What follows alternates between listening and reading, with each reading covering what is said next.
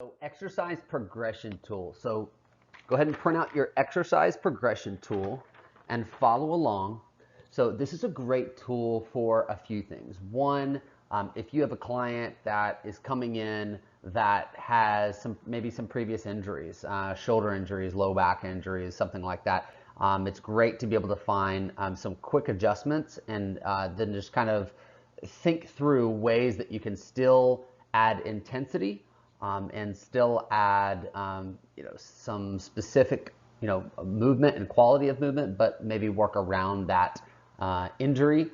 This is also great for people that maybe come in with a daily readiness observation, a higher score, and then their bucket around maybe soreness is high, 7, 8, 9, or if you have a client that when you're doing the move observation, they present with just the rhythm and timing is off.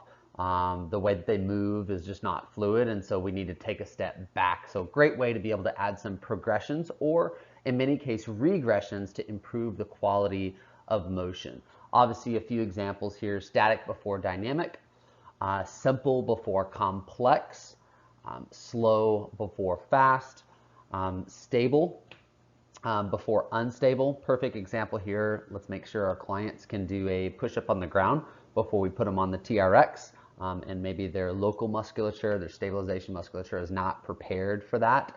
And so let's just make sure we get the basics down. Smaller range of motion before larger range of motion. And again, that's great not only to have a better base of support, but also from an anxiety perspective. Remember, the number one goal is for us to make the client feel safe first, and then be able to progress them through movement, because we know that when they feel unsafe, that actually is going to spike cortisol levels and actually have a negative impact on tissue quality, on the fascia, on the muscle system, because it makes the body kind of tighten up and puts them at a higher sympathetic state. So again, all of these things are to put that client in a better position, both mentally and physically, to move. Some other examples here: uniplanar before multiplanar. Again, just make sure that we can master the basics well and then progress through. No load or lower load before higher load. Again, a lot of you guys are going to know this, but again, it just helps to reinforce this for us as well as our clients.